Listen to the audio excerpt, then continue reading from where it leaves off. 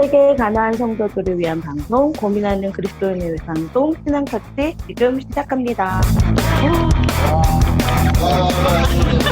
와. 안녕하세요. 저는 사회를 맡은 구찌입니다. 반갑습니다. 저희가 정말 힘들게 방송하고 있어요. 네. 이 방송을 위해서 저희가 3번 모였다가 이 방송을 끝낼 수 있을지도 잘 모르겠어요. 인도가 전기가 막 나갔다 들어왔다 맞습니다. 난리법석이에요. 그리고 저기 어저께 중요한 뉴스가 있어요. 어제 8시에, 현지 시간으로 8시에 저희 그 근처에서 지진이 났어요. 지진도 5.6인가? 네, 좀 뉴스를 좀 찾아보긴 해야 되는데, 저희 지역에서 한 200km 정도 떨어져 있는 것 같더라고요. 인명피해는 없으세요? 지진이 났다고만 기사가 올라갔어요. 그러니까 조나단 쪽은 아직 피해가 없는 거예요? 그러면? 네, 그쪽이 예전에 2001년도인가요? 그때 크게 지진이 나서 몇만 명이 죽었었죠. 조나단 지난번 선교 갔다가 몸 컨디션 좋아졌어요? 아니, 이를 물려가지고 하여튼 제가 이에 잔뜩 물려가지고 벼룩인가 이인가 하여튼 온몸에 빨간 반점이 막 생겼어요. 네, 왜냐면 그 현지인들이 주는 매트리스에 잤다가 그 매트리스에 보통 이가 있는데 그냥 잤다가 귀찮아서 그냥 잤는데 약을 안 뿌리고 자서 그냥 이한테 좀 물렸어요. 너무 덥고 그래서 시골에서 자면 그래요. 뿌리고 자세요. 알면서 왜 그랬어요? 타방송 같은 경우는 뭐 팟캐스트 방송이라든지 신앙 관련된 유튜버라든지 경우는 커뮤니티가 좀 많이 활성화되어 있는 경우도 많이 있잖아요. 네네. 예를 들어서 오픈 채팅방이라든지 그런 걸 활용을 해서 사람들한테 모임이라든지 아니면 조언을 얻는다든지 공동체 형성한다든지 이런 것들 플랫폼을 많이 사용하더라고요. 그래서 이제 후원도 그렇게 많이 받으시더라고요. 시청이나 예를 들어서 구독하시는 분들에 비해서 구독이라든지 이거 들으시는 분들은 많이 계신 것 같은데 다른 방송이나 이런 거에 비해서는 커뮤니티 형성이 좀 어려운 것 같거든요. 저희 방송을 듣는 사람들이 참 차분하신 분들이 많아요. 우리 사실은 여력이 없어요, 여력이. 다들. 시간적인 저도, 여력이라든지. 그렇죠. 왜냐면 그 단톡방 하려면은 뭔가 누가 인사를 하면은 댓글을 달고 뭐 얘기도 좀 하고 그래야 되는데 네네. 저는 그거를 할 수 있을 만한 여력이 없어요. 지금 맞아요. 그러신 것 같아요. 까지 하고 이런 거 저런 거 다 해야 되니까 팀들 중에 그런 거를 예전에 제가 하사님처럼 얘기를 한 적이 있는데 다들 반대하셨어요. 우리 모태 집사님도 작도누님도 자기는 못한다고 그거 여력이 안 된다고 그러시고 뭐 하여튼 그래서 그럼 우리는 뭐 하지 말자 이렇게 해서 구독하시는 분이나 듣는 그 횟수에 비해서는 잘 안 되는 것 같아요. 떠람대오라든지 기독교 예능 방송 이런 타 방송 같은 경우에는 지역 모임 혹은 오픈 채팅방을 활용한 커뮤니티가 좀 잘 활성화돼 있어서 기본적으로 한 100명 이상 분들이 계시거든요.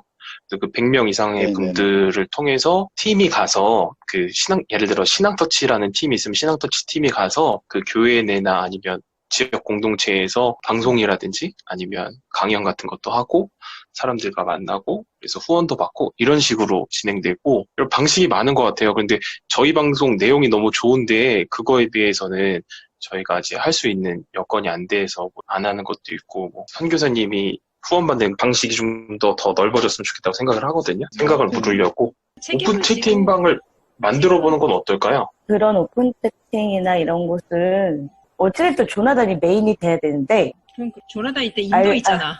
인도 있어. 인도에도 있고 이분은 친화력이 마이너스 한 1000렙 정도 돼. 그냥 목소리로만 딱 거기까지예요. 거기까지. 네. 사람들의 그런 마음을 헤아릴 줄 몰라. 그냥. 네, 맞아요. 우리 그래서 그 뭐 이렇게 카톡에 오픈 채팅방 있어요. 신앙터치라고 검색하면 나오거든요. 근데 거기에 지금까지 한 20-30명 들어오신 것 같아요. 있어요? 신앙터치가. 나는 몰라. 그때 이거 여진이가 나 이거 오픈 채팅방 만드는 법을 몰라가지고요. 여진이가 그때 만들어줬어. 그래? 나 빼고? 아니 아무나 다 들어올 수 있다니까. 이거는 오픈 채팅방은 맞아. 응. 검색하면 아무나 나와. 검색해서 검색하면 다 나와. 들어올 수 있어요. 네, 맞아요. 예, 그래서 그 대신 이제 실명으로 들어올 수도 있고 아니면은 가명으로도 그 채팅방에서만 아이디를 따로 쓸 수 있대요. 뭐 오픈 채팅방 맞아요. 네네. 맞아요. 그렇구나. 그래서 들어오시더라고. 근데 들어오셔가지고 안녕하세요. 그런데 내가 댓글을 한 번도 남긴 적이 없어가지고 나한테 연락은 오거든요. 근데 내가 답을 안 달아서 그분들이 다 나갔어. 들어오고 나가고 들어오고 나가고. 근데 일반 사람들은 그거를 댓글을 다 못 해주는 게, 뭐, 신앙적인 거 물어봐도 답해줄 수 있는 지식적인 한계가 있는데, 그걸 어떻게 해주겠어. 그러니까 그런 걸 할 수 있는 사람이 그거를 오픈 채팅방 해야죠. 그러니까 안녕하세요. 댓글은 달아줘도 질문에 답을 못 해주잖아. 누나는 내가 방송을 했으니 그걸 깨닫고 네가 알아서 살아. 뭐 이런 주의 안 돼. 그렇죠. 아니, 그러면 또 질문을 하고. 질문을 왜 하니? 공감 능력이 이렇게 막 너무 힘들어요. 막 이러면 점점점 이렇게 찍어주는 알지?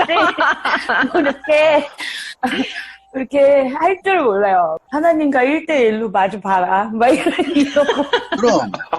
그래서 우리 공동체 이름이 하이 공동체였어요. 그래서 하이 공동체요. 저는 이제 그런 게 이제 시대에 필요가 있다고. 사역자들 의존하고 사역자들과 뭔가 인간적인 교류를 하려고 하는 것보다는 신앙이라는 게 이제는 하나님 앞에서 1대1로 딱 쓰는 그런 게 신앙이 돼야지 이게 뭔가 목사들이나 사역자들하고 개인적으로 친분과 어떤 관계를 형성하려고 그러면은 그 신앙이 피곤해져요, 더 서로. 그것도 있고 본인이 피곤해져서 안 해. 아니 나는 진짜 내 능력치 안에서는 지금 관계를 맺고 있는 지금 이 사람들 있잖아요. 현지 사역자들과 현지에서 만나는 사람들. 최선이야. 이제 신앙 터치하고 있고 자녀들하고도 시간을 보내면 내가 할 수 있는 이게 최선이에요. 최선이야. 그러실 것 같긴 해요. 사역이 너무 많으시니까. 네네. 사역이 문제가 아니라 저 사람 본질이 문제니까요. 사람들과 이렇게 아기자기한 얘기를 전혀 나누지 않아. 그래, 언니가 있으니까 이거 그나마 여기 중간중간 본드 붙여주는 거야. 우리 조금 그럼요. 맞아요. 입장으로. 예전에 우리 집사님들하고 굿즈를 얼마나 의지했는데 내가. 아니, 나 혼자 하면 못해요. 그래, 언니가 저기 본드 중간중간에 이음새 안 붙여주면 이거 못 이어나가. 이거 큰일 나. 그 조나단한테 이렇게 다정다감 뭐 이런 거 기대하면 안 되는데 그래서, 오픈 채팅방에서는 조나단이 이제 막 안녕하세요 뭐 이런 거 해줘야 되고 이러는데 그나마 이제 접대를 못해요. 접대용 멘트를 저한테 기대하시면 안 돼요. 이제 진짜 그러니까 저 신앙적도 있고 너무 힘들었어요. 그러면 조나단이 그러셔서 이 말도 안 해. 네. 그냥 내가 다야. 내가 다야. 아니, 그러니까 조나단은 그거 신앙터치 그 오픈 채팅방을 운영할 수가 없어. 운영한 사람은, 그러니까 다른 사람이 해야 된다는 거지. 운영하는 사람은 그 적절하게 댓글을 달아주고 질문에 대해서 답도 적절하게 해줄 수 있는 그런 사람이 그 운영해야지 그걸 운영은 못 한다는 거지. 그냥 이름만 조나단이 거기 있을 뿐이지. 찾아보는 건 어떨까요? 애청하시는 분들이나 그런 분들 통해서. 네, 그래서 제가 이제 지역별 모임을 좀 해서 관심 있는 분들끼리 모임을 하다 보면 그 중에서 좀 관심 있는 분들이 몇 분 계시긴 하더라고요. 강북 모임에서도 뭐 인천 모임에서도 우리 하서님 또 관심도 있으시고 그렇게 해서 지역별 모임에서 관심 있는 분들이 이렇게 모이다 보면은 뭔가 이런 거 저런 거 할 수 있지 않을까. 했는데 코로나 때문에 지금 못 오잖아. 그렇죠. 그러니까 그게 이제 또 변수가 또 걸렸죠. 제가 원래 5월에 원래 계획은 MT를 전체 그 지역별 모임 분들 다 MT로 모이기로 했었거든요. 그래서 한 30명 정도 오프라인에서 모임을 갖고 실제로 얼굴을 보고 좀 서로를 교제를 한 다음에 이런 지금 하서님 얘기나 조나단 말씀하셨듯이 아까 이렇게 지역 모임하면 그 중에서 이렇게 참여도가 높은 사람들 같이 하면 더 풍성해지고 좋을 것 같긴 한데 코로나 때문에 못 오셔서 그렇지.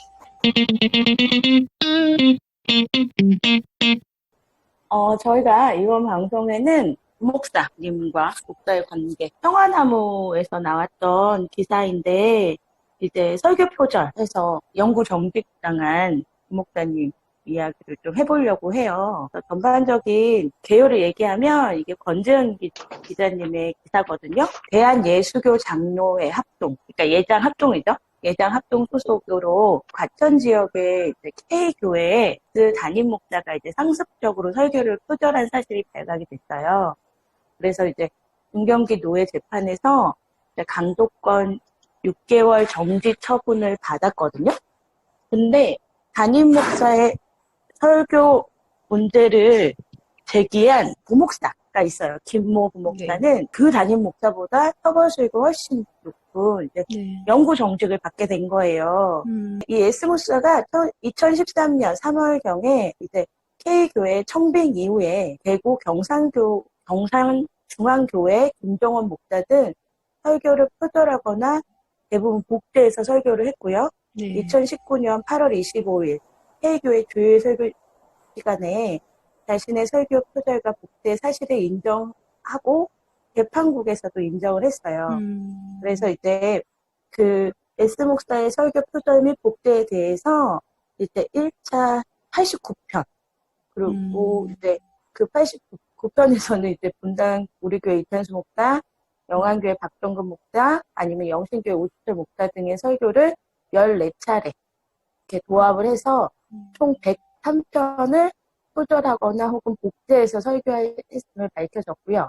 이걸로 인해서 저작권법 위반 혐의로 수사도 받고 있어요. 그래서 과천경찰서에는 3월 25일 날 상습적으로 타인의 설교를 복제, 표절한 혐의를 받고 있는 S 목사의 행위가 저작권법 위반으로 판단돼서 수원지검 안양구청의 기소 의견으로 송치가 됐는데 이게 문제가 되는 건 뭐냐면 노회에서는 강도권 6개월 정지 처분을 했어요. 이 목사한테.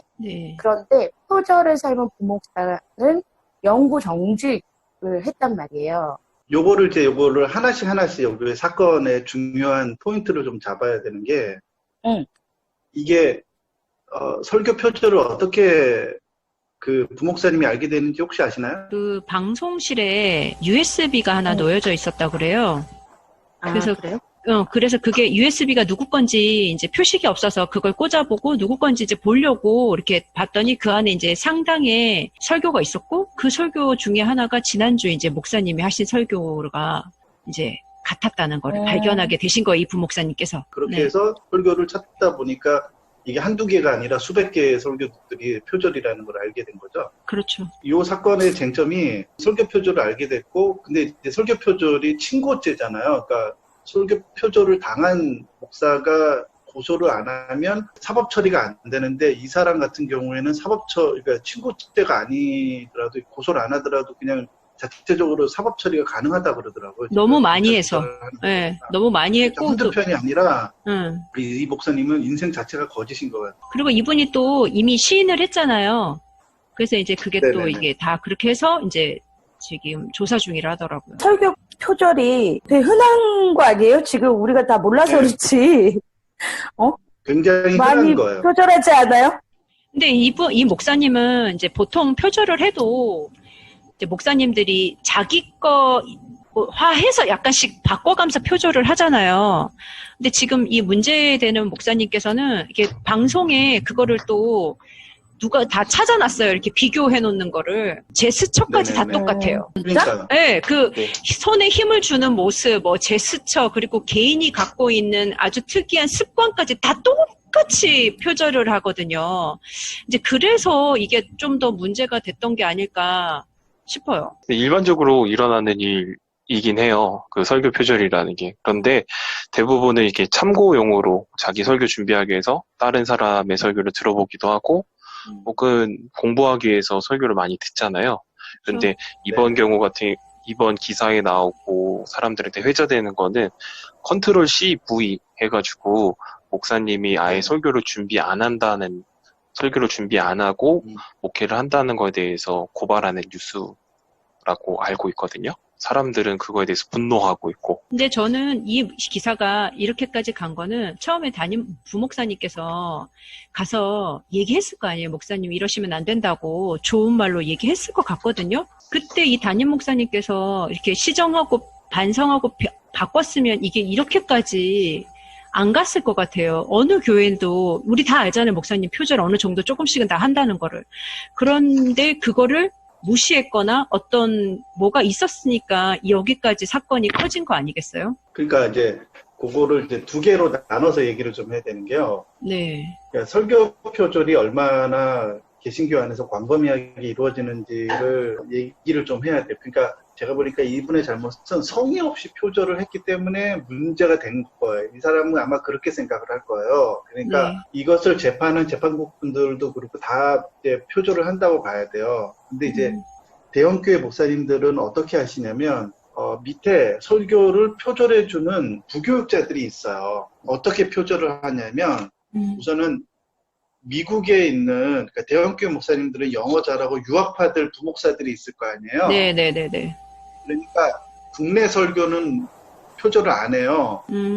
리고렐이나 지금 뭐 존 파이퍼 목사님이나 이런 사람들의 설교가 이제 뜨잖아요. 네. 그럼 그거를 한글로 번역을 하고 그거를 여러 가지 비슷한 설교들을 조합해서 짜집기를 해가지고 이렇게 설교 원고를 밑에서 만들어줘요. 굉장히 비즈니스적인데요, 이거는? 그 대형교회 목사님들은 설교 준비를 스스로 하지 않아요. 그러니까 밑에 설교를 원고를 만들어주는 부목사들이 따로 있고 그 사람들이 그러한 설교들을 이렇게 가져다가 종합해서 보통 목사들이 이번 주 설교는 이런 방향으로 만들어라 이렇게 아웃라인을 줘요.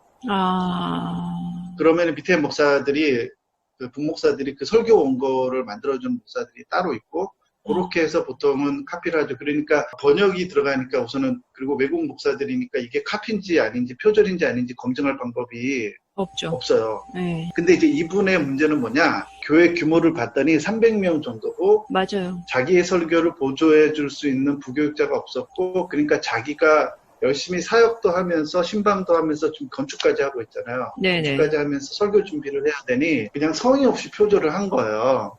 그래서 이게 걸린 케이스인 거죠. 그러기에는 그러니까 너무 많은 설교를 표절하지 않았어요? 우리나라에서 우리 하사님도 이 부분에 대해서 얘기를 한번 해주셔야 되는데 자기 스스로 설교의 처음부터 끝까지 하나의 30분짜리 설교 원고를 온전히 소설처럼 이렇게 소설이나 작품처럼 이렇게 창작 그러니까 네. 자기의 온전히 머릿속에서 자기 안에서 창작을 해서 만들 수 있는 사람 그러니까 그게 한 번이 아니라 네. 1년, 2년 계속 가잖아요. 설교라는 게 매주 해야 되니까 네. 그거를 할 수 있는 사람이 전체 목사 중에 몇 프로나 될 거라고 생각하세요? 그래서 주일 설교만 보통 저는 준비는 하시고 새벽기도 같은 데 가면 설교집을 읽으시거든요. 목사님들 대부분. 네, 그래서 설교집을 읽고 신방 같은 데 가도 다 설교 이렇게 교환처럼 이렇게 되어 있더라고요. 그걸 다 그냥 읽으세요.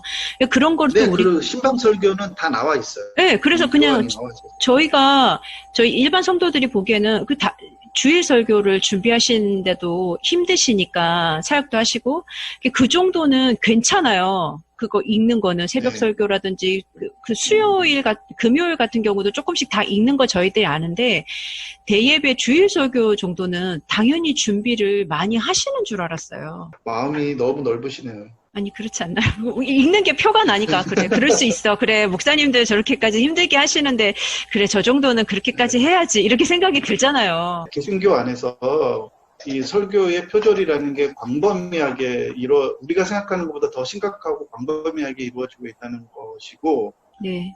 우리가 생각하는 것처럼 설교라는 게 온전히 자기의 창작물로서 설교를 하기 위해서 준비해야 되고 이게 철학과 교리나 이런 것들의 내공을 쌓아야 되는 시간이 우리가 생각하는 것보다 굉장히 많은 시간이 필요로 한다는 거죠. 기본적으로 그게 쌓여야지만 자기 스스로 이 설교라고 하는 창작물을 만들어낼 수가 있다는 거죠. 설교라는 게 혹시나 이제 이분들은 이해를 할 수 있을 거예요. 그래서 학교 교사들은 텍스트를 이해한다면 그냥 전달하면 되잖아요. 네. 근데 이제 설교라고 하는 것은 그런 텍스트를 그냥 내가 읽고 그거를 전달하는 게 아니라 어떤 철학적 사유와 이런 것들이 포함된단 말이에요.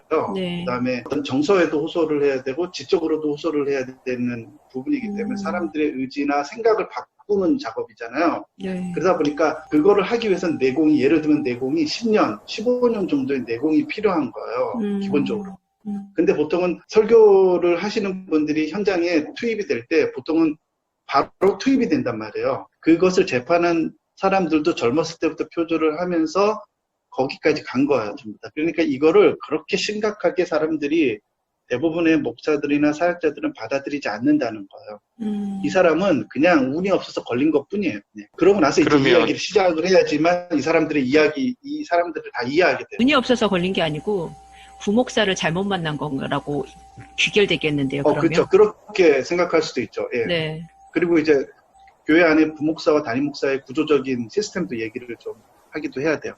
하여튼 뭐 그런 표절에 대한 문제들이 좀 있다는 거죠. 질문이 있는데 네네네.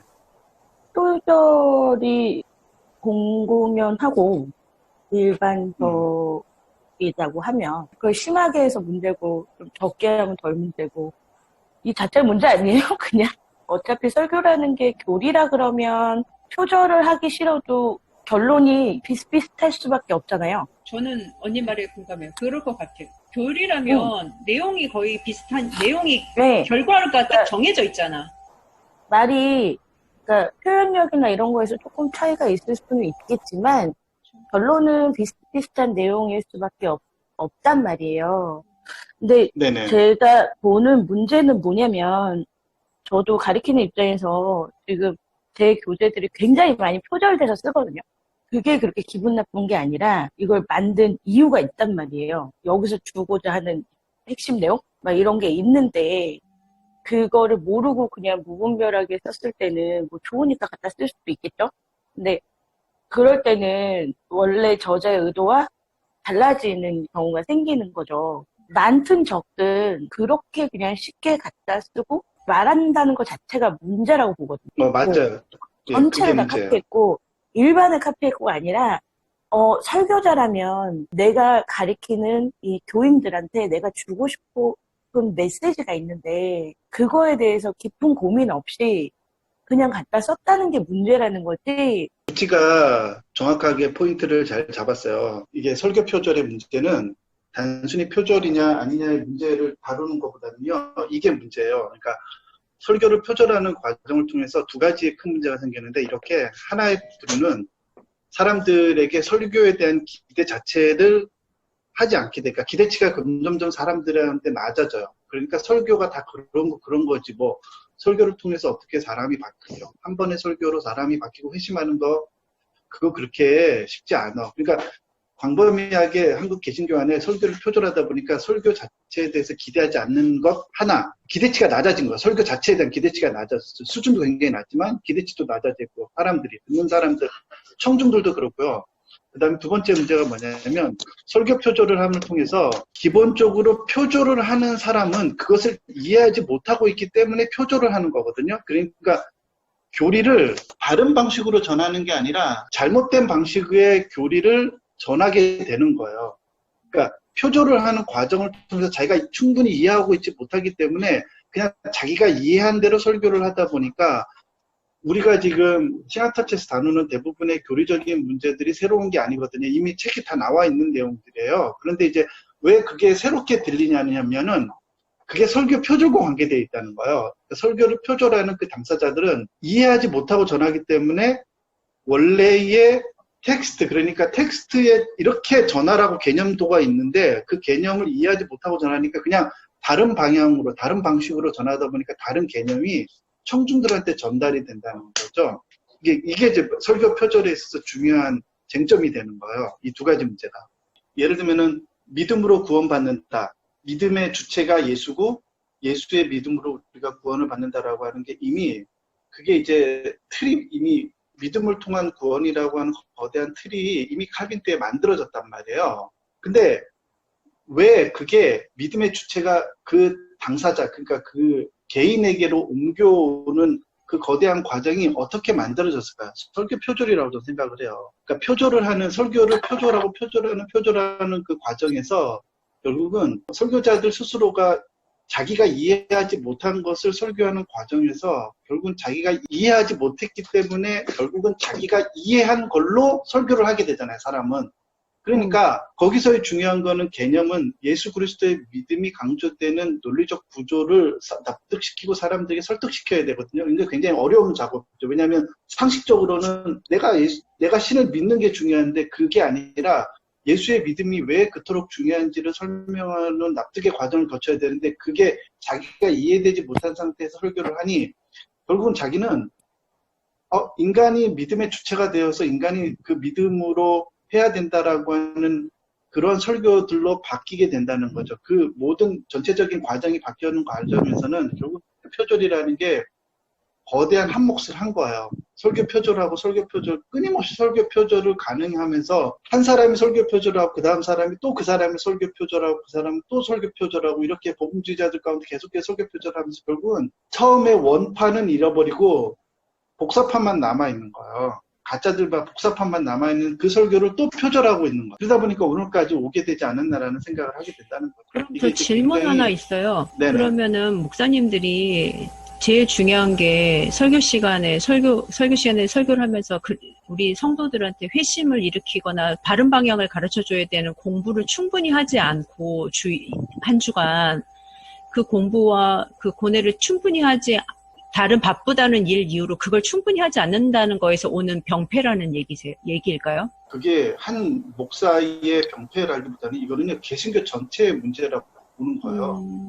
그러니까 개신교가 이렇게 망가지고 망해가는 이유가 바로 그런 구조적인 문제가 그 안에 숨겨져 있다는 거죠. 그러니까 이게 목사들이 잘못해서 그래, 목사들이 게을러서 그래 라는 문제가 아니라 뭐 표절을 하는 사람들이 있을 수 있겠죠. 근데 그게 예를 들어서 교회 시스템이 되어 있다면 그 설교 표절을 했을 때 저런 표절을 걸러낼 수 있는 장치와 시스템이 있다면 그게 계속해서 영향력을 행사할 수가 없었겠죠. 근데 이제 그 표절과 표절이 계속해서 무한 반복되는 것들을 방치되고 그 사람들이 그것을 제재할 수 없었다면 검찰을 우리가 지금 뭐라 그러잖아요. 검찰이 한 개개인의 몇몇의 검사들이 문제가 아니잖아. 검찰 전체 시스템적 문제라고 우리 인식하고 있잖아요. 똑같은 거라는 거죠. 그러니까 이거는 이 목사의 표절의 문제가 아니라 이 표절을 통해서 우리가 봐야 되는 거는 개신교 전체의 구조적인 문제로 이것을 확대해서 봐야지만 이 문제의 본질을 이해할 수 있다는 거죠. 저도 동감을 합니다. 오히려 종교개혁을 일으킬 때 개신교로 바뀌면서 설교 중심으로 갔던 게 지금은 오히려 개신교가 예전 중심으로 가게 되는 것 같아요. 그래서 점점 설교의 자리가 이뤄지고 그 회심에 대해서 기대하거나 말씀에 대해서 역사를 일으키는 것에 대해서 이 구조적으로 그렇게 되지 못하도록 바뀌었다라고 느껴지거든요. 안타까운 현실인 것 같아요. 근데 이게 물론 구조적인 문제도 있겠지만 결국에는 설교에서 어떤 힘을 발휘하지 못하니까 다른 걸로 영역을 넓혀가게 되는 거고 그러다 보니까 설교 잘하는 목사들의 설교를 갖다가 쓰는 게 그냥 일반적인 거가 되고 성도들도 교회에서 목사의 설교에 큰 기대를 하지 않고 요즘에 온라인 시대니까 유명한 목사들 설교는 설교대로 듣고 그냥 교회 생활은 교회 생활대로 하는 이런 되게 웃긴 상황이 맞아요. 연출이 되는 거죠. 맞아요. 그래서 그쵸? 흔한 말로 네. 설교는 이찬수 목사님 설교로 나는 은혜를 받고 맞아. 교회 생활은 우리 교회에서 하고 맞아. 뭐 이런 식이 되는 거죠. 그러니까 결국에는 본인이 목사고 본인이 이 성도에 대한 책임이 있다면 잘하든 못하든 간에 본인이 해야 되는 거죠. 이게 가르치는 거하고 똑같잖아요. 제가 우리 애들한테 EBS 방송을 듣고 질문만 나한테 해. 뭐 이렇게 얘기하는 거하고 뭐가 달라요. 그러니까 그거는 책임 부분에서는 그냥 간과할 수는 없죠. 구조적인 문제가 이래라고 얘기할 수는 없다는 거죠. 그러니까 아까 전에 하선님이 말씀하셨듯이 우리가 그 종교개혁 이후로 설교 중심의 그 개혁이 이루어졌다 그러면 목사가 죽어도 사수해야 되고 이렇게 지켜야 되고 자기가 힘써야 되는 부분이 설교지 상담해주고 막 교회 확장하고 뭐 프로그램 짜고 막 이런 거는 아니라는 개념부터 먼저 장착을 했었어야 된다고. 그렇죠. 그러니까 목사는 설교에 목숨을 걸고 설교를 통해서 그게 가장 인격적인 방법이기 때문에 그래요. 다른 방법은 없어요. 그러니까 설교라고 하는 것을 통해서 인격적인 방법으로 인간을 회심으로 이끌어야 돼요. 그거 외에는 방법이 없기 때문에 그렇거든요. 근데 그러면은 성도들은 그것에 목숨을 걸고 목사가 그거를 하기를 요구해야 되고 요청해야 되고 기대해야 돼요. 그런데 이제 우선은 설교 표절이 광범위하게 일어나니까 목사의 설교에 대해서 사람들이 변할 거라고 생각하지 않고 기대하지 않아요. 그러니까 결국은 다른 방향으로 목사를 뺑뺑이 돌리는 거예요. 왜냐? 아까도 얘기했지만 우리 일반 성도님이 교회 월급을 부교육자들 주는 거 너무 아깝다고, 그 돈도 아깝다고 얘기하고 100만 원 월급 주는 것도 아깝다고 생각하는 게 왜 그러냐면 사람들은 목사들이 일을 안 한다고 생각하는 거예요. 그러니까 설교도 표절하고 설교도 준비도 안 하고 그러니까 그러면은 이것도 시키고 짐 옮기는 것도 시키고 청소도 시키고 운전도 시키고 상담도 시키고 신방도 시키고 뺑뺑이를 자꾸 돌려서라도 그 주는 월급의 값어치를 하도록 만드는 거예요. 이제 이렇게 문화가 바뀐다는 거예요. 자연스럽게. 그러니까 이게 사역자들은 설교에 목숨을 걸고 설교를 통해서 교회의 영적인 상태들을 바꿔내는 그런 중요한 사명을 갖고 있고 그걸 못하면은 닥달을 해서라도 운영위원회들이 그거를 하도록 만들어야 되는데 보통은 그거를 포기를 하고 그건 안 되는 거라는 인식이 광범위하게 사람들에게 있다는 거예요. 왜 그거 자체를 기대를 안 하니까. 그러니까 그런 기대치가 다른 방향으로 가는 거예요. 다른 걸 해주길 기대하는 거예요. 뭐 그렇게 된다는 거죠. 자연스럽게. 어떠세요? 일반 성도님? 교회에서 보통 그렇지 않나요? 사역자들한테 더 다른 거를 기대하잖아요. 성도들이 원래 기대하는 건 목사님의 좋은 설교예요, 원래는. 그 설교가 좋으면 또 나와서 또 그거에 대해서 저희들끼리 밥 먹으면서 얘기도 많이 하거든요.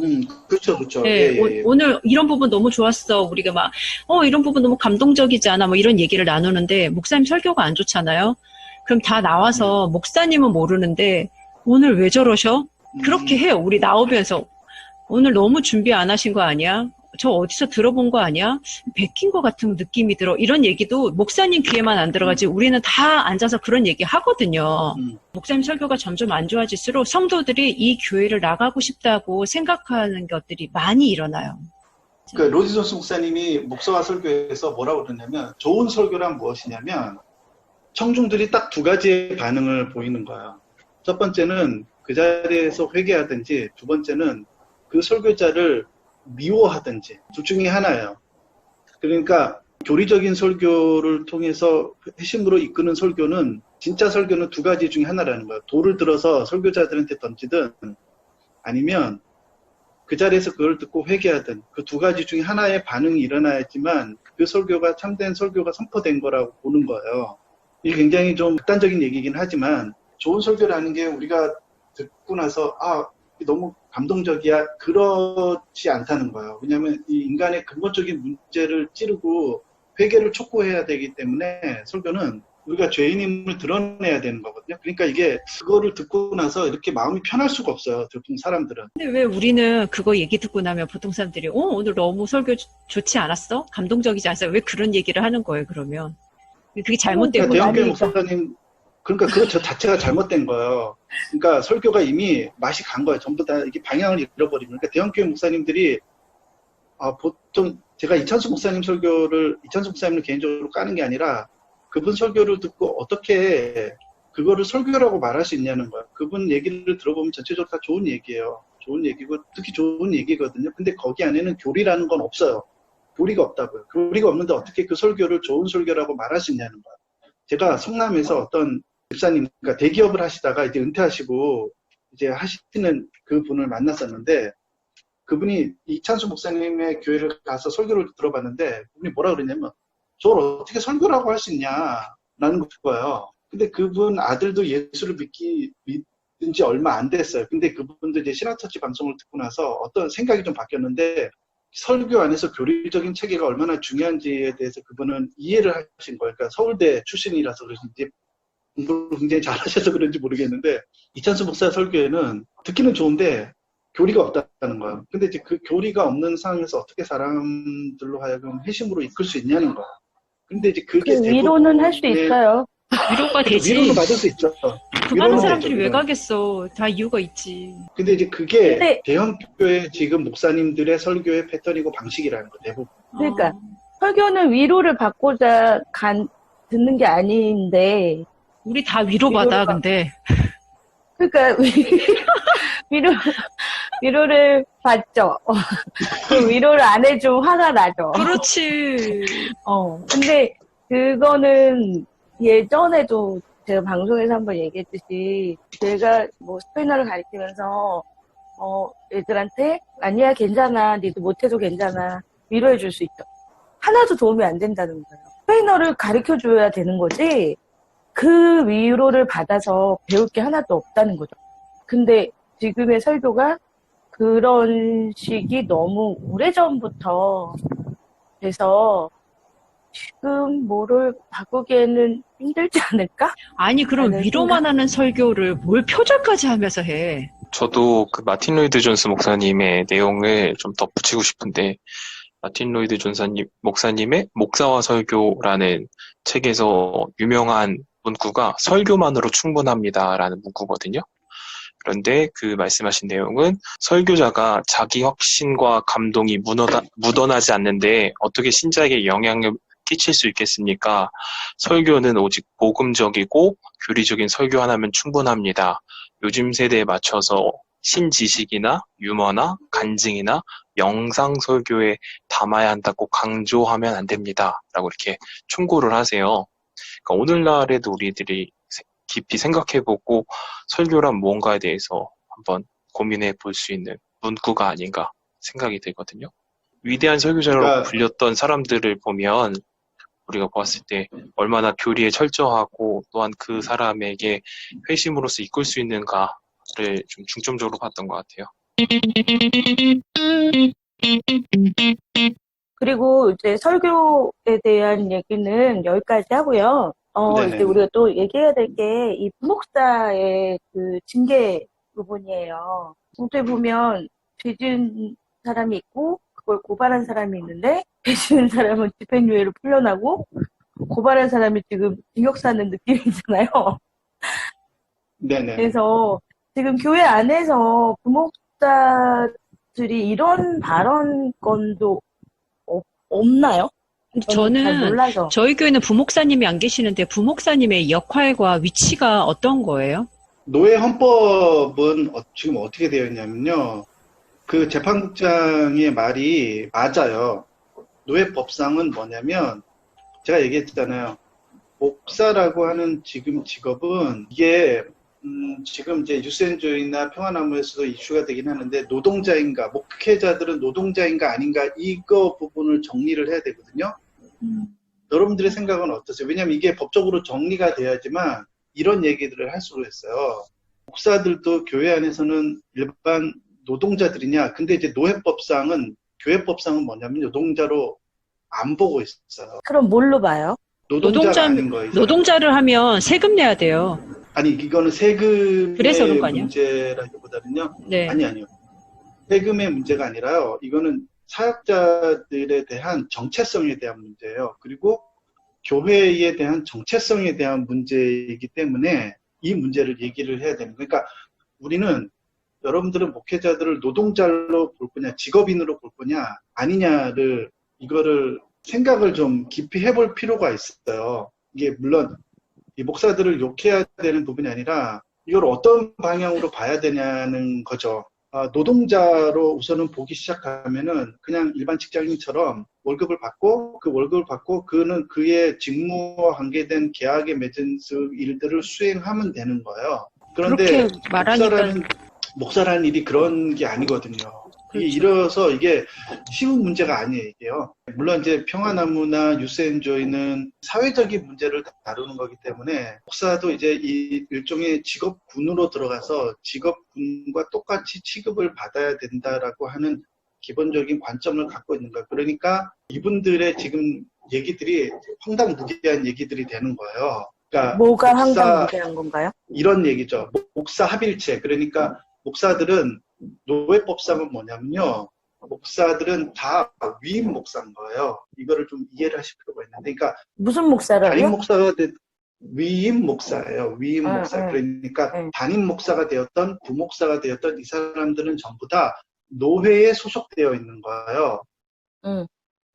그리고 그 노회가 이 교회로 파송을 보내서 이 교회에서 일을 하고 있는 거예요. 그러니까 담임 목사가 됐든 부목사가 됐든 그 개교회에 소속되어 있는 직업인들이 아니라 노회에 소속되어 있는 거예요, 사람들은. 법상으로는, 노회법상으로는 그렇다는 거예요. 그래서 그 노회에서 이 교회로 목사의 직을 감당하라고 파송을 해서 보낸 거예요. 우리는 생각할 때 담임 목사가 사장이고 그 사장이 부목사들을 고용했다고 기본적으로 생각을 하는 거예요. 네. 그렇지 않다는, 물론 실제로는 그래요. 네. 실제로는 그래요. 그렇죠. 담임 네, 목사가 네. 사장이고 네, 맞아요. 담임 목사가 고용을 하죠.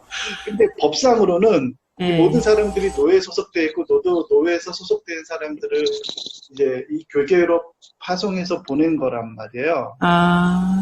그러니까 법상으로는 그렇게 해석을 할 수밖에 없는 거. 근데 이제 그런 제도가 만들어진 이유가 뭐냐면은 이게 이런 이유가 있어요. 앞에서 이제 설교 표절에 대해서 얘기하면서 목사의 직분 중에 가장 중요한 게 뭐냐면 설교를 하는 거고 설교를 통해서 사람들을 회심으로 이끌어야 돼요. 그런데 제대로 된 설교를 하게 되면 진짜 이게 오리지널 일을 말하는 거야. 원래대로 이게 계획대로 간다. 원래 계획대로 간다면 대부분의 설교자들은 1년 안에 그 교회에서 쫓겨나요. 이게 이해되세요? 그러니까 이해 안 돼요. 설교를 제대로 하잖아요. 네. 설교를 정말 제대로 하잖아요. 그 사람이. 그럼 네. 그 교회에서 1년 안에 쫓겨날 가능성이 되게 높아요. 황당한데. 황당한 논리 아니에요? 황당한 논리? 황당한 논리는 아닌데 실제로 그렇다는 거예요. 제가 이제 그런 것들을 경험해 봤는데, 그러니까 제가 그러고 나서 교회사를 여러 번 공부해 봤는데, 그는 거의 대부분의 교회사에서 자주 일어나는 일이었어요. 아니, 설교를 잘 하는데 1년 안에 쫓겨난다고요? 그렇죠. 제가 제 경험을 좀 얘기를 해줄게요. 제 경험이니까 제한적일 수 있는데, 이건 실제로 교회사에서 많이 일어났던 일이에요. 그러니까 사람 설교라는 것은 지식을 전달하는 게 아니에요. 그렇죠? 네. 사람들로 하여금 회개하고 회심으로 이끌어야 되고 하나님 앞에 무릎을 꿇게 만드는 작업들을 하는 거예요. 그런데 그거를 나약한 인간이 한단 말이에요. 연약한 인간들이 그 일을 하고 있다고요. 네. 그렇죠? 그러다 보니까 그 설교의 과정에서 결국은 죄를 드러내고 회개를 촉구하게 돼요. 사람들한테. 네네. 그렇죠? 그러니까 선지자의 역할을 하게 되는 거예요. 그러면 두 가지의 반응이 일어나요. 그 자리에서 무릎을 꿇고 회개하는 사람이 일어나든지 회심을 하든지 아니면은 조용히 돌을 들어서 그 사람한테 돌을 던져야 되는 거예요. 그렇죠. 그러면은 회개가 안 일어나면 어떻게 될까요? 돌을 던지는 게 더 많이 일어나겠지. 그렇죠. 그러면 그 목사는 그 교회에서 쫓겨나게 돼요. 나가라 그런다고. 제가 예전에 그 중국에 있을 때요. 중국에서 한인교회에서 사역을 할 때 그러니까 부교육자로 전체를 총괄하고 있었다고요. 제가. 네, 근데 네. 담임 목사님은 저의 설교나 가치관과 이런 것들을 굉장히 좋아하셨고 같은 방향을 공유했어요. 네. 그렇다고 해서 본인이 그렇게 설교를 하시진 못했지만 원래 설교는 그런 식으로 해야 된다라고 하는 자기가 확신이 있으셨기 때문에 같이 사역을 하게 된 거예요. 네, 네. 그런데 이제 제가 설교를 몇 번 했더니 교회에서 운영위원회에서 저를 내보내라고 목사님을 부르셨어요. 설교가 문제가 많다는 거. 저의 설교에 문제가 많다고. 그러니까 담임 목사님이 그럼 뭐가 문제냐 하나하나씩 물어보자. 근데 이제 딱히 그분들이 뭔가 찍을 수 있는 건 아니에요. 왜냐하면 제가 설교했을 때 그때 죄와 죄들 설교하고 회심에 대해 설교했던 거거든요. 네. 그럼 이제 그분들의 생각은 뭐냐? 그럼 우리가 회심을 하지 못했다는 거야? 나는 죄를 그런 식으로 한 번도 생각해 본 적이 없어. 그럼 나는 죄를 회개한 적이 없는 거야? 그럼 나보고 지금 그리스도인이 아니라는 얘기야? 이런 얘기들로 이제 귀결이 되는 거예요, 전부 다요. 그러니까 이제 운영위원이나 장로님들은 너무 화가 나는 거예요. 이런 새파랗게 젊은 27살짜리 전도사가 한 명이 오더니 우리 신앙이 옳으네 그러네 이런 얘기를 하고 싸가지 없이 그런다고. 그래서 제가 쫓겨난 이유가 뭐냐면 인사를 안 한다는 거였어요. 조나단이 싸가지 없었던 거 아니야? 있겠지. 근데 이제 명분은 뭐였냐면요. 어른들을 만나는데 허리를 굽혀서 인사를 안 하더라는 거예요. 그래서 그때 또 어떤 일이 있었냐면, 그래서 담임 목사님이 그런 말도 안 되는 이유들을 갖고 오니까 목사님이 하다가 이제 설득을 하고 이유를 설명을 하고 이렇게 해도 안 되니까 그냥 목사님이 그러면은 저보고 이렇게 했어요. 너 사표 내라. 제가 사표를 6개월 만에 사표를 냈다니까. 그러고 나서 그 목사님도 그 다음 주에 사표를 내버리셨어요. 이 사람들랑 같이 사역 못하겠다고. 그러니까 이게, 그러니까 제가 잘했다고 얘기를 하는 게 아니에요. 물론 제가 그분들의 마음을 상하게 하거나 좀 싸가지 없이 행동하는 것도 좀 있었겠죠. 나이가 어렸을 때니까. 근데 이제 사단이니까 교회 안에서 이런 분열이 일어나는 근본적인 이유가 뭐였겠냐는 거예요. 설교 때문에 그 문제가 일어나는 거예요.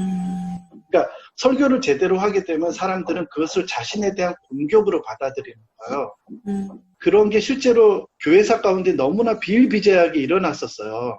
그래서 노예에서 사역자들을 파송하게 된 거라고요. 장로교에서는. 장로교를 저번 시간에 얘기해 장로교 만든 사람이 누구라 그랬죠?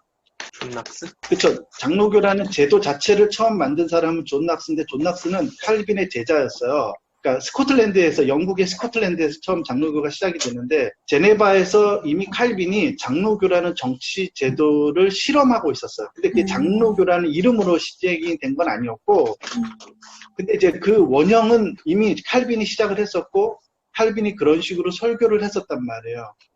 그러니까 그런 문제들이 계속해서 장로교 안에서 문제가 일어났다고요. 교회사 가운데. 그러니까 제도적으로 어떻게 만들었냐면 순회 설교사로 만들었던 거예요. 그러니까 설교자들은 2, 3년에 한 번씩 이렇게 이 교회 저 교회 돌아다니면서 이렇게 설교를 하도록 했었던 거예요. 한 교회에서 종신직으로 있도록 만들지 않았어요. 감리교도 마찬가지예요. 감리교도 지금도 제도가 마찬가지인데 감독이 이렇게 교회를 옮겨 다니게 해요. 담임 목사가 계속 하게 하는 게 아니라 옮겨 다니게 해서 그 교회에서 이제 왜냐하면 설교를 그러니까 부흥회 때는 칼빈 때 말하는 거야. 칼빈 때 선교도 시대 때는 설교 제대로 하면 쫓겨난다니까요. 조나단 에드워드도 설교해서 쫓겨난 거 아세요? 자기의 교회에서 쫓겨났다고요. 그 이야기를 좀 그러니까, 더 많이 했으면 좋겠어요. 그 너무 재밌는 것 같아요. 조나단 에드워즈 이야기. 조나단 에드워드가 수없는 부흥을 경험하고 사람들이 회심하는 그 교회에서 무엇 때문에 쫓겨나게 됐냐면 회심하지 못하는 사람들한테 나는 세례를 주지 않겠다고 얘기를 했어요. 조나단 에드워드가. 회심에 분명한 증거가 없는 사람들한테 나는 세례를 주지 않겠다 그랬어요. 근데 그것 때문에 쫓겨났어요. 장로님들. 그 교회 장로님들은 예수를 믿는다고 고백을 하고 세례를 받겠다고 교회 안에 들어오면 우선은 세례를 줘야 된다고 생각했었고 조나단 에드워드는 그러한 신앙적인 고백이 있다 할지라도 이 사람이 회심에 대한 분명한 증거, 삶의 변화가 일어나기 전까지는 세례를 교회에서 줄 수 없다고 봤었다고요. 그것 때문에 쫓겨났어요. 우린 이런 사건들을 잘 모르는 거예요. 그런 과정 때문에 이러한 노예에서 목사들을 파송하게끔 이렇게 제도적으로 만들어서 그 교회에서 이제 보통은 설교나 사역을 제대로 하기 때문에요. 교회에서 우선 쫓겨나죠. 그러면 노예에서 다시 또 다른 사람들을 보내고 또 노예에서 다른 사람들을 보내고 이런 식으로 이게 원래 세팅이 됐던 거예요. 근데 이제 우리나라에서 장로교가 발전을 하면서 어떻게 됐냐면 우리나라는 짧은 시간 안에 급속도로 교회가 늘어났잖아요. 그 이유가 뭐냐면 개교회의 목사들이 그냥 개척을 한 거예요. 노예에서 내가 노예로 들어가서 노예에서 파송받아서 그 교회로 간 게 아니라 우리 한국 기독교는 역사가 짧잖아요. 네. 다른 영국이나 미국처럼 수백 년, 이게 1000년씩 있는 게 아니란 말이에요. 교회 역사가. 그러다 보니까 내가 예를 들어 존 파이프 목사님 같은 경우에도 개척한 게 아니에요. 내가 설교를 하겠다 그러면은 노예에 소속되고 노예에서 그 교회로 파송받아서 간 거예요. 그러면은 우리가 알고 있는 유진 피터슨 목사님 같은 경우도 개척을 했냐? 아니에요. 그분들 개척한 게 아니에요. 그냥 목사가 되기로 하면은 그 교회에 파송받아서 가서 그 교회에서 그냥 설교를 한 거라고요. 물론 설교를 잘하셔서 교회가 성장을 하긴 했죠. 교회 성장을 이뤄내는 건 사실이지만 그 사람이 우리나라처럼 목사들처럼 교회 개척을 한 게 아니란 말이에요. 그러니까 그게 이제 우리 한국에 갖고 있는 특수성이에요. 이렇게 하는 게 더 좋은 방법 아니었어요? 이렇게. 그래야 소신껏 정말 회심 있게 얘기하고, 뭐, 쫓겨나면은 또 딴 데 가고, 파송해 주니까. 지금 저희가 그렇죠. 그렇지가 않잖아요. 그러니까 이제 우리나라가 장로교를 만든 게 아니잖아요. 우리 장로교는 외부에서 들어와서 그 시스템이 들어왔지만, 그거를 만들어가는 과정에서 교회가 짧은 시간 안에 응축돼서 성장을 했단 말이에요. 성장하는 네. 과정에서 그러면 성장이 어떻게 일어나냐? 개교의 목사들이 그냥 개척을 한 거예요. 다 개척을 해서 스스로 그냥 개척을 해서 했기 때문에 담임 목사가 된 거죠. 개척을 해서. 그러니까 이분들을 노회에서 너 그러면은 개척을 했지만 너 다른 교회로 가 이렇게 할 수가 없단 말이에요. 그렇죠. 그렇잖아요. 그렇죠. 그러니까 이게 개척을 안 했으면은 여기서 하다가 그러면은 딴 교회로 가 이래도 그냥 가거든요. 그러니까 감리교는 그렇게 되어 있어요. 네. 감리교는 옮겨 다니게 되어 있단 말이에요. 감독에 의해서. 근데 이제 장로교는 그런 시스템이 아닌 거야. 근데 이제 이 시스템 노예의 법은 이 400년의 전통을 갖고 있는 장로교의 법이 갖고 들어왔고 외부에서 들어왔고 그 다음에 개척하는 과정에서는 담임 목사들의 역량에 의해서 개척이 된 거예요. 그러니까 이제 이 두 가지가 겹친 상황에서 이게 지금 모순이 발생하고 있는 거라는 거죠. 그리고 이제 이러한 목회자들을 노동자로 볼 것이냐 아니면은 하나님의 일을 하고 있는 사역자로 볼 것이냐 이런 관점이 하나가 필요하고 그 다음에 그 사역자로 본다면 그 사역의 근본적인 사역의 일은 무엇이냐 그 사람들이 감당해야 되는 일이 무엇이냐 교회 관리를 하는 게 목사냐 교회를 개척하고 성장시키는 게 교회 목사의 일이냐 아니면은 하나님의 말씀을 대언하고 설교를 하는 그것 자체가 그 사람들의 본분이냐 이런 근원적인 질문을 던져야 되는 사실은 이야기인 거예요. 이게요. 그러니까 재판국장인 그분이 참 답답하긴 한데 제가 이제 얘기를 쭉 권 기자님하고 인터뷰한 걸 봤지만 제가 볼 때는 대부분의 목사들은 이러한 기본적인 생각들을 갖고 있어요. 그러니까 노동자라고 생각을 하지 않아요. 자기들을. 우리가 들어도 노동자라고 하기에는 좀 한계가 있는 것 같아요. 그렇죠. 자신의 정체성을 그렇죠. 거의 대부분 사역자로 생각을 하는데 교회 내에서는 노동자로 보기도 하죠. 아니 근데 우리가 노동자로 보기에는 우리도 다 사역자로 보지 목사님들을 다 노동자다 그렇게 너무 이렇게 보진 않는 것 같아. 그렇죠. 그런데 이제 노동자라고 생각은 하지 않죠. 근데 이제 그 네. 사역자인데 그 사역의 본질에서는 이미 떠나 있고 그렇죠. 그 사역자라고 인식하지만 그 사역의 본질에서는 떠나 있고 많이 떠나 있고 사역자들이 그래서 자영업자로 일을 하고 있잖아요. 그런데 자기는 그 교회 개척자로서 사장인데 그런 부교육자들은 또 종업원처럼 구한다. 그러니까 내가 보기에는 목사는 사역자이지만 한국에서는 지금 그런 시스템이 아니기 때문에 노동자로 봐야 된다고 보는데 왜냐면 자기 멋대로 하잖아. 근데 이제 이 공 기자님하고 재판국장이신 이 분이 이제 인터뷰하는 내용을 제가 보면서 어떤 걸 느꼈냐면 목사 합일체라는 게 있어요. 뭐 검사 합일체 문제가 거야? 되는 거예요. 그렇죠. 예를 들어서 목사가 5명이 일해도 그 교회는 목사가 1명이라는 거예요. 대표 목사님만 어떻게 목사라는 거요? 나 이게 무슨 말인지 모르겠더라고. 그 재판국장님 얘기 들어봤는데. 재판국장과의 대화에서 여러분들이 그 우라통이 터졌을 거 아니에요. 재판국장 얘기를 들으면서 우라통이 터졌죠. 뭐 우라통이 터졌다기보다는 이 사람은 이렇게 기사를 보면 자기가 힘을 갖고 뭐를 이렇게 재판할 수 있는 능력이 없는 것 같은데? 재판할 마음이 없어요. 왜 그러냐면 그러니까. 재판할 마음이 없는 게 왜냐면 교회법상으로 이게 검사 합일체처럼 목사 합일체로 되어 있어요. 그러니까 왜 그러냐면 이거를 노동자로 보지 않고 사역자로 보고 사역자들의 직무가 뭐냐 목사가 됐든 부목사가 됐든 전부 다 설교를 하는 거예요. 그래서 같은 교리의 체계와 조직 신학을 가지고 한 목소리를 내도록 하는 거예요. 그렇죠? 그렇게 해야 되잖아요. 왜냐하면 생각해보세요. 담임 목사가 내가 칼빈주의의 입장에서 설교를 해야 돼. 근데 부목사가 한 명 왔는데 그 사람은 아니 난 담임 목사님 생각과 동의하지 않는데요. 나는 죄를 그런 식으로 생각하지 않아요. 목사님 그 틀렸어요. 나는 그렇게 생각하지 않아요. 그러면은 그 사람은 그런 식으로 설교해도 돼요? 그러면? 안 되죠. 안 뽑겠지. 그럼 어떻게 해야 돼요? 담임 목사님이 그 사람이 잘못한 것도 없고 무슨 불법을 한 것도 아닌데 그 사람 그러면은 내보낼 수가 없잖아요. 노동자라고 생각하면 그 사람을 내보낼 수가 없잖아요. 생각해보세요. 그쵸? 네, 그렇죠. 그러면은 그 사람 한번 채용을 하면은 그 끝까지 가야 돼요. 그러면은 그게 가능할까요? 안 되죠. 그렇게 안 되죠. 하면은. 그렇게 못하죠. 담임 목사 입장에서. 담임 목사님과 다른 교리적 체계와 신학적 체계를 갖고 있는 사람들이면 같이 사역을 할 수 없으니 담임 목사가 그러면은 나가 주십시오. 이렇게 말을 하면은 그냥 나가야 되는 거예요. 그러니까 그런 관점에서 재판국장이 얘기를 한 거예요. 근데 이제 이거를 현재에서는 그게 어떤 교리적이나 우리가 이제 교회사 가운데 왜 이런 법을 만들었는지 원래 이유는 그러해요.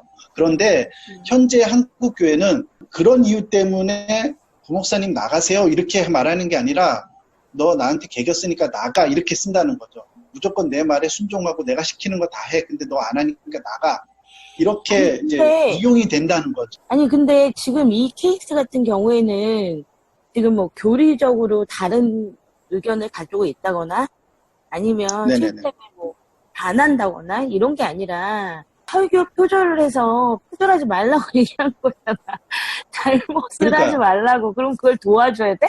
그건 까발렸다는 거지. 그건 아니잖아. 까발렸다는 거지. 그러니까 노회법을 그러면은 바꿀 것이냐 이 문제잖아요. 그러니까 이 사람 재판국장은 그럼 노회법대로 법대로 말한 거라고. 법대로. 이 사람의 생각이 너무나 한심하기 짝이 없죠. 나도 이제 이 사람을 인정하는 게 아니라 이런 케이스 바이 케이스로 이렇게 해야 되잖아. 이러는 건 불법을 저질렀으니까 거기에 강도 높게 좀 해야 되는데 그런 게 아니라 법이 그러니 나는 법대로 하겠다 이제 이걸 얘기를 하는 거잖아요. 그럼 이제 우리가 이거를 문제 제기를 하고 나서 이거를 근본적으로 바꾸려면 노회법을 바꿔야 되는 거잖아요. 그렇죠. 그럼 노회법을 바꾸겠냐는 거. 안 바꾸죠. 아니 왜 바꿔 이렇게 편리한 거를. 그렇죠. 이미 기성세대에게 그러니까 너무 편해적이 돼버렸는데 왜 바꿔요? 그러니까 우리가 만약에 어떤 투쟁을 하고 공론화시켜서 노회법을 바꿨다고 쳐요. 그러면 이 노회법을 바꾸면 정말 교회가 본질로 돌아가고 교회가 생명력을 얻게 될까요? 아니지. 그렇지 않죠. 이제 그런 문제까지도 이제 연결되어 있다는 거예요. 이게 전부 다 이게 이렇게, 그러니까 우리는 이게 보여지는 이런 하나의 단순한 문제가 아니라 이게 여러 가지 같이 엮여져 있는 문제이기 때문에 그렇게 쉬운 문제가 아니라는 거죠. 이게 설교 표절을 한 이 사람에 대해서는 제가 볼 때는 목사 합일체라고 하는 이 시스템 자체를 좀 개혁을 하든지 아니면은 설교 표절과 간음과 이런 몇 가지 이제 범죄들에 대해서는 따로 조항을 만들어서 그냥 원 스트라이크 아웃제 같은 것들을 도입을 해야 된다고 저는 생각을 근데 하거든요. 그게 현실적으로 어렵잖아. 그러면 어려워도 그럼 계속 그때까지 목소리를 내야 된다고. 근데 그렇게 했다가 이렇게 잘리잖아요. 잘리고 갑인 목사님, 대형교회 목사님들이나 어떤 목사님들이 이렇게 목소리를 이렇게 내주면 영향력이 큰데 그런 목사님들이 다 묵묵부답이잖아요. 그렇죠. 자기가 지금 편하게 사람들을 자르고 고용할 수 있는 구조니까 그런 부목사들이나 이런 사람들을 고용하는 것도 사실은 교회가 대형화되면서 생긴 문제거든요. 담임 그러니까 목사에게 요구되는 게 사실은 설교만 요구를 한다면 사실은 이런 문제도 굉장히 줄어들어요. 현재는 담임 목사들에게 요구하는 게 너무 많잖아요. 개교회가. 그러다 보니까 작년 성도 100명당 부목사 1명씩을 고용하는 구조로 되어 있어요. 지금 시스템. 작년 성도가 한 300명 모인다. 그러면은 담임 목사 플러스 부목사 한 3명은 있어야 돼요. 그래야지만 그 조직이 운영이 되거든요. 보통 교회 관리해야죠. 행정해야죠. 주보도 만들어야죠. 그 다음에 운전도 해야 되죠. 그렇죠? 네, 맞아. 그다음에 신방도 다녀야 되고 행사 기획돼야 되고 피크닉 갈 때 그거 기획해서 해야 되고 체육대회 해야 되고 이런 많은 교회의 잡스러운 일들을 그냥 부교육자들이 다 맡아서 하고 있는 거예요. 그러니까 교회의 프로그램이 많아지기 때문에 생기는 문제들인 거죠. 그러니까 김성수 목사님 같은 경우에는 교회에서 프로그램을 싹 없애버렸잖아요. 교회라는 곳은 그런 거 하는 데가 아니라고 어떤 프로그램도 그냥 다 없애버렸어요. 교회 안에서. 왜?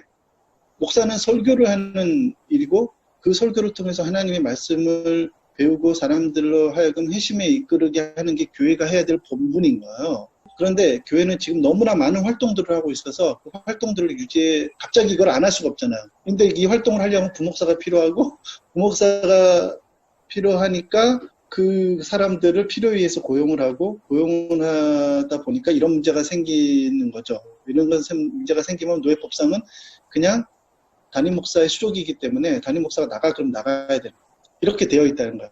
그러면 이 부목사님을 영국 정직 처분을 한 게 이 노예법상으로 정당하고 합당하다는 거예요? 법상으로는 문제가 없다는 거예요. 말도 안 되는 결정이에요. 근데 법상으로는 이게 문제가 없다는 거예요. 그럼 이 부목사님 이걸 알았을까요? 처음부터? 이걸 시작할 때? 당연하죠. 아. 이분도 알았었고, 저는 이렇게 생각해요. 이분도 담임 목사, 이분이 왜 거기에 부목사로 계시겠어요? 그분 나가시면 목사님 하시려고요? 담임 목사님? 그럼요. 부목사로 계시는 분들도 다 담임 목사가 될 과정으로서의 부목사로 하고 있는 거예요. 근데 부목사님 그러니까, 다른 교회로도 가시잖아요. 꼭 그 교회만 있진 않잖아요. 뭐 그렇긴 하죠. 근데 이제 재능이 되고 능력이 되시는 분들은 뭐 초빙받아서도 가고 아니면 뭐 개척을 하시든지 아니면은 보통 분리 독립을 하든지 이런 걸 하죠. 그러니까 이게 일종의 카르텔처럼 다 엮여 있는 거예요. 그러니까 그 교회에서 왜 부목사로 그런 순환을 받으면서 힘든데 월급도 작은데 거기서 일하겠어요. 목사님들이 뭘 기대하냐면 자기가 지금 사역하고 있는 교회가 성장을 하고 좀 이렇게 교회가 성장을 하면은 담임 목사님이 당근을 주는 게 뭐냐면, 야, 너 나중에 한 10년 정도 있으면 내가 분리독립 개척하도록 도와줄게. 우리 교회가 한 500명 정도 청년들이 모이면 한 100명 뛰어서 너 나가. 보통 다 그렇게 얘기를 해요. 99%. 그러니까 왜 부목사로 거기서 힘들게 담임 목사의 수발을 들고 있겠어요? 부목사들이 뭘 기대하겠어요? 첫 번째 제일 기대하는 거는 분리독립을 해주겠다고 하면은 그 분리독립을 통해서 나가려고 하는 거고, 그렇게 해서 개척을 하려고 하는 거고, 그럼 그 개척을 한 사람은 자기도 거기 가서 똑같이 하는 거예요. 그러면. 그렇겠죠. 이 제도를 바꾸려고 하지 않았다니까요? 그럼 또 부목사들을 고용해서 자기들은 교회를 성장시키고 이렇게 하려고 하는 거예요. 그럼 이 지금 부목사님의 영국 정직은 굉장히 본인한테 굉장히 큰 거 아니에요? 그렇죠. 굉장히 부당한 거죠. 이렇게 되면 안 되는 거죠. 이거는 제가 생각할 때는, 그러니까 이게 설교 표절에 대한 노회 안에 법이 없어요. 법이 없으니까 원 스트라이크 아웃제를 만들어서 이게 이 표절을 하게 되면은 담임 목사에서 잘리고 목사 자체를 면직시켜야 되는 법을 만들어야 되는데, 노회장부터 시작해서 다 많은 목사들이 그냥 다 표절을 하고 있어요. 다 자기들도 표절을 하고 있기 때문에 누구도 그 법을 만들지 않아. 표절을 한 사람들에게 지금 노예법상 줄 수 있는 최고의 6개월 정직을 매겼잖아요. 6개월 정직. 그것도 최고라고 엄청 그거라고 중한 벌이라고 그렇게 얘기하더라고요. 그렇죠. 법상으로는 되게 중한 벌인 거예요. 왜냐하면 교회 건축 중인데 지금 300명 출석하는 교회에서 120명이 떠나고 반 이상이 떠났어요. 네. 교회를 떠났다고, 이 문제 때문에. 그러면 네. 남은 사람이 한 100명 정도 출석을 하는데 그 100명 출석하는 교회에서 6개월 동안 설교를 못 하는 거예요. 그러면 또 거기서 반 이상 나가겠네요. 그렇죠. 그럼 이 교회는 자연적으로 제가 볼 때는 문을 닫을 확률이 굉장히 높아요. 그렇죠. 그에다가 저 짓고 있다고 하지 않았어요? 그러니까 더. 교회 건축 중이에요. 교회 건물 건축 중이에요. 그렇죠. 그러면은. 그러니까 재판국장의 말도 맞아요. 그러면은 내가 볼 때는 확률적으로 이 교회가 와해되거나 부도날 확률이 굉장히 높아요. 이 문제를 제기한 부목사에게는 상당 부분 개신죄가 적용이 된 거예요. 그리고 이 부목사님이 정확하게 요구한 거는 정당한 거예요. 정당한 거예요. 나쁘다고 말하는 게 아니에요. 부목사님이 담임 목사에게 요구한 건 뭐였냐면, 이건 도덕과 윤리의 문제이기 때문에 당신은 목사로서 자격이 없다는 거예요. 그러니까 목사를 스스로 그만두라고 이렇게 말씀하셨을 거예요. 네. 굉장히 상식적인 선안에서 말씀하셨을 거라고요. 네, 근데 그거를 이 담임 목사는 협박으로 들렸다는 거예요. 협박으로 들었다는 거죠. 맞아요. 그래서 그거를 그만둬야죠, 이 사람도. 근데 이제 법적으로 이 사람을 그만두게 할 방법이 없으니 그냥 이렇게 조언을 할 수 있는 방법밖에 없는 거야. 목사 그만둬라. 네. 그 사람부터 협박으로 듣고 이 감정적인 싸움이 된 거예요. 어느 선까지하고 본인이 직접 그 교회를 나갔어야 된다고. 나가라고 하잖아요. 나갔어야 된다고. 네네네. 그렇지만 이제 이분한테 제가 독려하고 싶은 거는 뭐냐면요. 네. 끝까지 이 문제를 싸우라는 거예요. 어찌됐든 이게 투사가 되셨잖아요. 지금 이 모든 네. 언론에 관심을 갖고 있으시기 때문에 어찌됐든 네. 자기가 의도하지 않게끔 이렇게 이슈화가 됐기 때문에 끝까지 싸우셔서 이 노예법을 바꾸는 데까지 가야지만 된다는 거예요. 근데 나는 이게 다른 내피셜인데 내가 기사를 읽어보니까 이 교회가 이미 문제가 많은 교회고 맞아. 설교 표절 때문에 130명이 교회를 나간 게 아니라 그 전서부터 그 목사하고 장로 사이에 갈등 구조가 있었기 때문에 갈등이 있었죠. 교회는 그래서 어디나 그런 게 다 있어. 1년 전부터 다른 재판을 진행하는 과정이고 그랬던 교회인 거예요. 교회였는데 근데 네네네. 이 부목사가 거기다 어떻게 보면 기름을 더 부은 격이 된 거죠.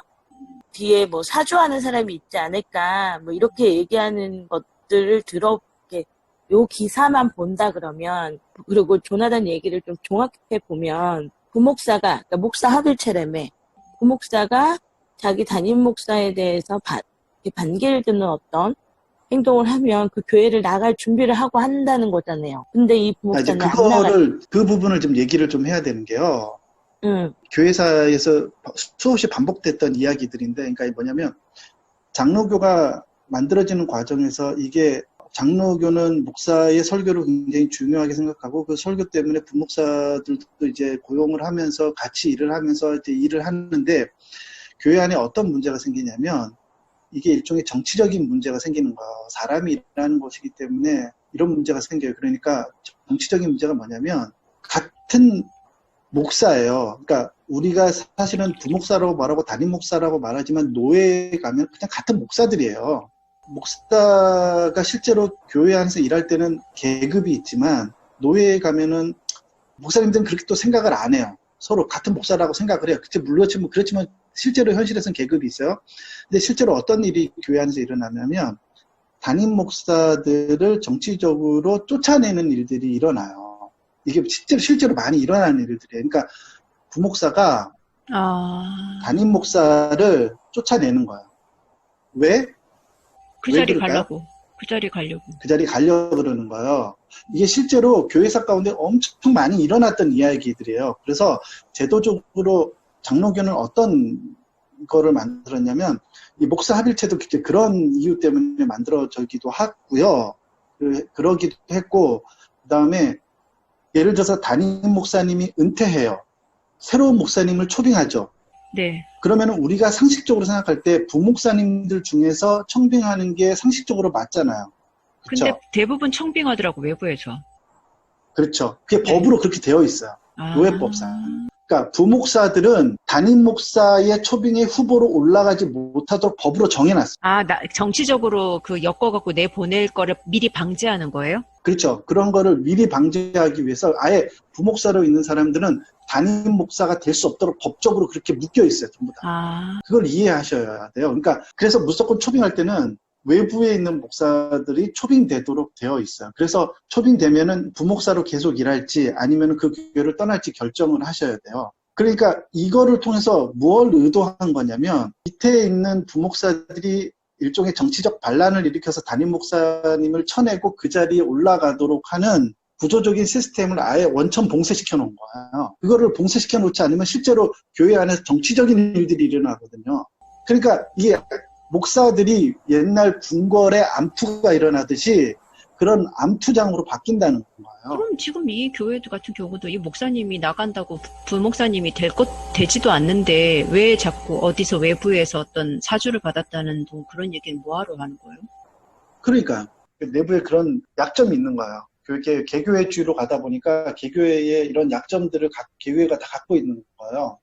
왜냐하면 이게 담임 목사를 중심으로 해서 개척이 되고 담임 목사가 철저하게 의존되어 있고 담임 목사의 모든 것의 결정권들을 행사하다 보니까 이러한 큰 약점을 개교회가 갖게 된 거예요. 그러니까 그래서 제가 이제 자꾸 그런 얘기를 하는 이유가 21세기의 신앙은 노무현이 말했던 것처럼 깨어있는 시민들의 조직된 힘이 필요하잖아요. 그러니까 그러니까 교회도 마찬가지라고 생각해요. 이 시대의 이슈는 뭐냐면요. 깨어있는 개개인들이 힘을 합쳐서 조직을 만들어 가야 되는 거지 이 목사 하나의 중심으로 이렇게 박정희 시대처럼 목사 하나의 중심으로 이렇게 가다가는 교회가 다 망한다는 거예요. 사람들이 깨어나서 그 사람들이 뭔가 이제 교회를 운영하는 사람들의 개개인들이 좀 더 이렇게 좀 깨어나고 요리도 알고 신앙도 알고 그래서 너무 목사를 의존하거나 그런 게 아니라 그런 사람들이 주도적으로 교회를 이렇게 운영해 가야지만 이게 문제가 현실적으로 해결될 수가 있는 거예요. 설교표절을 먼저 주제를 첫 번째로 삼고 저희가 나눴잖아요. 설교표절 같은 경우는 종교개혁을 통해서 예식 중심의 예배가 아니라 이제 설교 중심의 예배로 바뀌게 되었잖아요. 강단도 보면 예전에 있던 강단도 보면 종교개혁 이후에는 그 설교단을 가장 중심에 놓고 모든 사람들이 청취할 수 있고 들을 수 있도록 하고, 과거에는 종교개혁 이전에는 사람들이 설교의 내용도 알아들을 수 없는 그런 내용들이 많았잖아요. 언어도 라틴어를 사용하고 듣는 성도들도 아무것도 모르고 그냥 예식만 드리고 가는 형식이었다가, 이제는 종교개혁을 통해서 말씀에 더 중심을 두고 사람들이 회심할 걸 기대함으로써 설교를 하고, 또 듣는 사람들도 그걸 통해서 구도자에서 회심자로 또는 성도로 변화되는 그것들을 경험함으로써 종교개혁이 좀 더 에너지 있게 또 사람들에게 영향력을 줬던 것 같거든요. 그거를 통해서 우리가 뒤돌아봤을 때 지금 우리가 지금 이렇게 설교를 하는 방식, 표절을 하고 누군가 거를 베끼고 또 그것을 통해서 기대할 수 없는 이 상황이 한번 문제를 되새겨보고 진정한 목회자가 어떤 사람이 돼야 될지, 성도로서 또한 우리가 감시자로서 위치를 잘 해야 될 것 같아요. 저는 저희 방송에서 예전에 설교가 목사란 무엇인가 하고 설교란 무엇인가처럼 이게 설교자가 특별한 은사를 받아야 되는 거잖아요. 표절하고 이런다고 해서 될 문제가 아닌 거니까 안 하는 게 맞지 않나라고 생각을 해요. 그 혹시 이 방송을 처음 들으시는 분들이 있다고 하면 지난 방송에서 했던 그 내용들을 들어보시면 좋으실 것 같아요. 목사란 무엇 하는 사람인지, 설교란 또 뭐하는지 들어보시면 좀 더 이해하기 좋으실 것 같거든요. 거기에서 이미 언급했던 내용들이 많이 있는 것 같아서. 저는 일반 성도로서 목사님을 사역자로 바라보고, 일반 성도로 이렇게 목사님을 바라보는 시선들이 있잖아요. 진짜 그 일주일 내내 목사님이 그거 하나를 공부하고 기도로 말씀으로 충만하게 우리를 위해서 공부해서 우리한테 주는 줄 알았어요. 근데 이게 오늘 이렇게 이야기를 낱낱이 들으니까 너무 마음이 씁쓸하고 안타깝다. 진짜 이거 앞으로 어떻게 변화될 건가, 어떻게 젊은 목사님들이 일어나면서 깨어있는 의식으로 이 사회를 앞으로 변화하실 건가, 참 안타깝고 마음이 씁쓸하고 그래요. 오늘 방송하면서 정체성을 분명히 하고 노동자면 노동을 열심히 하고 노동의 대가를 받으시면 되고요. 근데 노동자로 생각하시는 분들이 별로 없잖아요. 본인들이 다 사역자로 생각하시죠. 기회가 안 주어지는 것 같아요. 네. 설교를 할 수 있는 기회라든지 오히려 다른 운동, 활동을 하는 거나 이벤트를 여는 데 더 시간을 많이 쏟을 수밖에 없는 구조인 것 같고, 그리고 설교를 한다 그래도 듣는 분들이 어떤, 아까 조나단이 이야기했고 언급했던 것처럼 진짜 복음을 전했을 때 돌을 드느냐 아니면 회심을 하고 회개를 하느냐, 그 둘 중에 한 가지가 나올 수 있는 반응이라고 했잖아요. 그런데 오늘날에는 너무 교회 내에 구도자들이 많으니까 회심을 하지 않고 그냥 종교적인 생활을 하는 사람들이 많다 보니까 그거에 비율을 맞춰주기 위해서 설교하는 내용들도 많이 생기는 것 같거든요. 위로를 준다든지 감동을 준다든지 어떤 재미를 주는 예화들이 많다 보니까 진정한 설교가 많이 없어져서 그거에 대해서 또 생각해보고 아쉬워하는 청년들이라든지 목회를 준비하는 분들이 많이 있었으면 좋겠다고 생각이 들거든요. 그래서 저희 방송이 조금이라도 도움이 됐으면 좋겠습니다. 저희 예전 방송에서 목사고 설교가 무엇인지에 대해서 있는 방송은 꼭 한 번씩 들어보세요. 그러니까 왜냐면 이게 단순히 목사만의 잘못은 아니에요.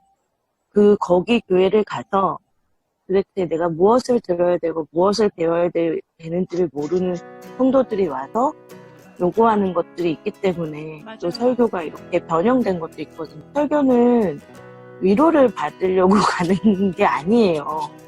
예배는. 그렇죠. 근데 맨날 우리 위로받아. 근데 은혜 받고 위로받고 쥐어짜는 듯한 그 감정으로 살려고 하다 보니까 어차피 니즈가 그거니까 이제 그걸로 맞춰지는 것도 있죠. 그럼에도 불구하고 멘탈을 잡고 본인이 사역자라면 멘탈을 잡고 그리고 올바른 설교를 했어야 했지만 인간인지라 인간인지라 이 구조에서 벗어나지 못하는 그런 한계도 있는 거죠. 그래서 이 방송 들으시는 분들은 제발 설교에서 위로를 받지 마시고요. 위로는 하나님한테 받으시고요. 설교는 가서 내가 모르는 것을 배운다. 예, 모르는 것을 배우는 건데 그렇게 기분 나쁠 일은 별로 없거든요. 근데 기분 나빠하시지 마시고 그리고 이렇게 설교를 바라봤으면 좋겠다라는 생각이 들어요. 이 설교를 통하여서 회심자가 죽어있던 사람이 영적으로 깨어나게 되고 나의 상태를 돌아보게 되고 이거에 대해서 내가 정말 실천하고 있나? 라는 거에 대해서 좀 두려움도 느끼고 또 고민도 하게 되고 그리고 또 기도하게 되고 그렇게 되더라고요. 그리고 내 주변에 있는 또 나와 같이 신앙생활하고 있는 친구들한테 정말 이 친구들이 깨어났으면 좋겠다. 저희 방송은 오늘 여기서 마치도록 하겠습니다. 수고하셨습니다. 수고하셨습니다. 네. 신앙터치를 후원하실 수 있습니다. 3번의 클릭으로 정기 후원자가 될 수 있는 방법 알려드리죠. 1번 미션 펀드를 검색한다. 2번 신앙터치를 찾으세요. 3번 후원을 클릭하시면 됩니다. 여러분의 후원이 질 높은 방송을 제작하는데 아주 소중하게 사용됩니다. 가나안 교인의 방송, 고민하는 그리스도인의 방송, 신앙터치가 여러분의 후원을 기다립니다. 저희의 마음을 터치 해주세요.